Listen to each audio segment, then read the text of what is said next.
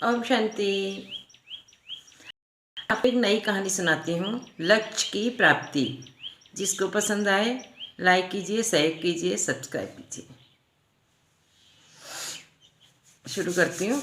एक राजा था जिसकी कोई संतान नहीं थी। तो एक बार उसके मन में एक प्रश्न आया कि मेरे बाद राज्य का क्या होगा, कौन इसका उत्तराधिकारी होगा। तो उसने क्या किया, अपने राज्य में ढिंढोरा पिटवा दिया कि जो मुझसे कल आकर के राजमहल के अंदर सबसे पहले मिलेगा उसको मैं राज्य का कुछ भाग दूंगा। तो मंत्री ने कहा, राजा इस प्रकार से तो आपसे मिलने सभी आ जाएंगे, फिर आप किस किस को राज्य का भाग देंगे।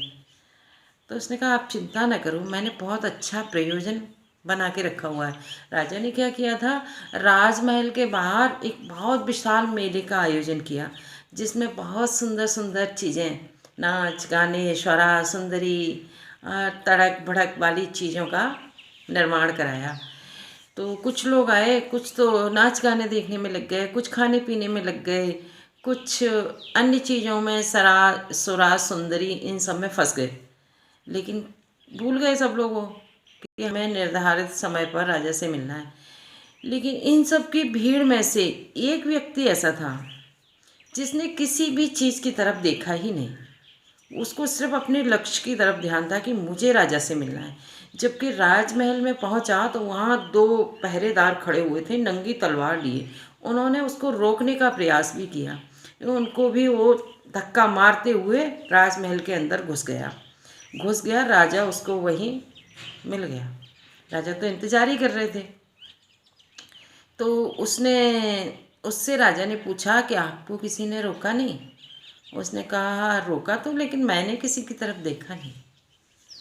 राजा ने कहा, मैं तुमसे प्रसन्न हूँ कि तुमने बिना किसी प्रलोभन के, इतनी चीज़ों का आयोजन था, आपने किसी की तरफ भी आसक्ति नहीं दिखाई और अपने लक्ष्य की तरफ ध्यान रखा। इसलिए मैं तुम्हें कुछ भाग नहीं, सारा ही राज्य देता हूँ। इसी प्रकार से जब हम आध्यात्मिक मार्ग पर चलते हैं तो हमारे जीवन में बहुत सारे प्रलोभन आते हैं ना। जैसे कि सोना, हर किसी को अच्छा लगता है आराम से सोना, लेकिन भगवान कहते हैं जल्दी जगना। तो नींद का त्याग करना पड़ता है, खान पान का त्याग करना पड़ता है, पहनने ओढ़ने का त्याग करना पड़ता है। त्याग के बिना भाग्य नहीं बनता है। जैसे उस व्यक्ति ने मेले में हर चीज़ का त्याग किया, हर चीज़ को अनदेखा किया, वैसे ही हमारा लक्ष्य क्या होना चाहिए, भगवत प्राप्ति। जब हमको भगवान प्राप्ति करनी है तो हमें ये दुनियावी चीज़ों में आसक्ति नहीं होनी चाहिए, तभी हम भगवान को प्राप्त कर सकते हैं। तो हमारा लक्ष्य क्या होना चाहिए, भगवान को प्राप्त करना, न कि इंसानों को।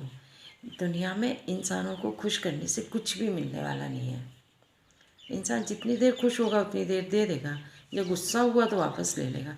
लेकिन भगवान एक ऐसी शक्ति है, एक बार देने के बाद फिर वो लेता नहीं है, मांगता नहीं है।